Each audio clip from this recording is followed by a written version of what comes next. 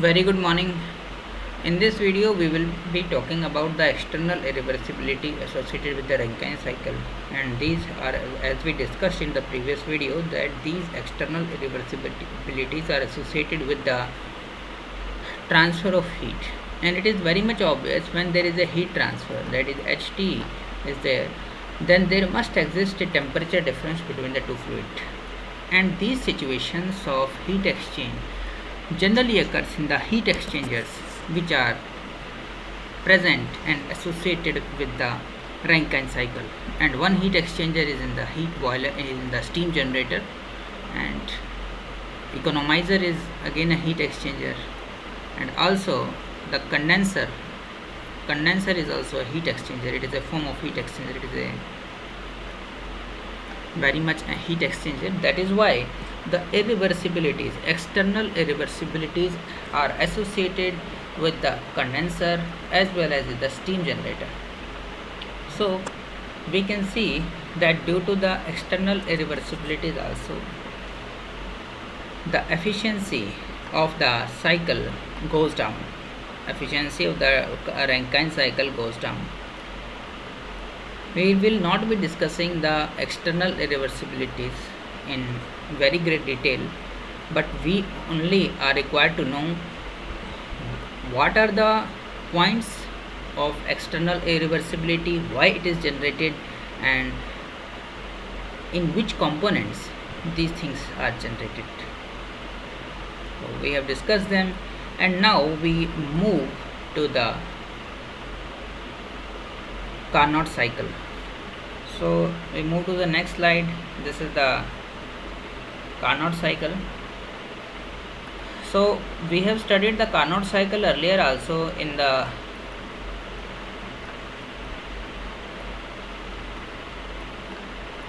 and you people have studied it in class 11th most probably. So this is the Rankine cycle, and Carnot cycle, when we draw it on a TS diagram, we see it appears like a rectangle. This is a TS diagram, and this is the rectangle associated with the Carnot cycle. Now, if what happens, there is a one genuine question: why only Rankine cycle is there? Why we are not taking the Carnot cycle in the steam for the running of the steam turbines? So there the Carnot cycle is associated with many practical difficulties, and we would be discussing them. Now see, this is a Carnot cycle, and this is the TS diagram. If we are operating the Carnot cycle, if we want to operate the Carnot cycle within the wet region, that is 1 2 3 4 region, this is 1 2 3 and 4 region, what will happen? Now we can see, in order to compress the wet steam at stage 3, this is the stage 3. Now we have to compress the wet steam like we were compressing the water in process 1 to 2 in the Rankine cycle. We were increasing the pressure of water. Actually, compression word is right for increasing the pressure of the gases, but when we are going to increase the pressure of the liquids, then pumping terminology is better. So when we are going to compress the gases, wet steam present at point from point 3 to point 4, we would require a very large compressor, and that compressor also, its size would be large, but its cost also would be large, but its life will be very small because of this wet steam. Now what will happen? The wet steam will corrode the blades of this compressor. We can see this blades of the compressor, these are the blades, and these blades would get corroded, and due to corrosion, what will happen? The life of this compressor will be very small.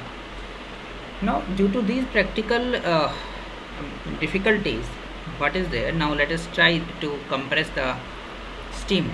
let us try to compress the steam from 0.5 to 6 now.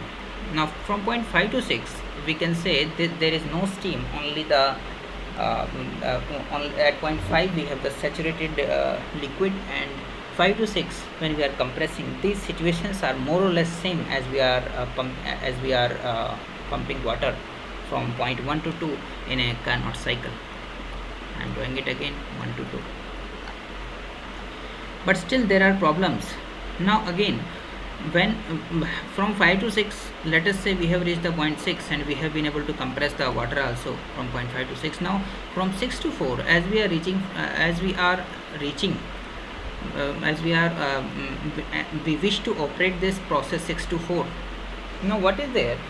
From 6 to 4 we would be encountering various pressures, and in fact infinite pressures, because on a TS diagram we know very well that the constant pressure line is like this. Please see this is the constant pressure line, and in this region along this straight line 6 to 4 we can be able to draw a number of constant pressure lines. So from these it would be quite difficult to operate the process 6 to 4, which is having a infinite pressures at the same temperature, at the temperature T1. So the Carnot cycle, again we can see it is impossible to supply heat at infinite pressures at constant temperature from state 6 to 4. Now we can see it, and I very well hope that you have understood what is the meaning of the term infinite pressures, why infinite pressures, and temperature of course is T1. That is why Carnot cycle cannot be realized in practice in the steam turbines, and but it does set an upper limit, because we know that for any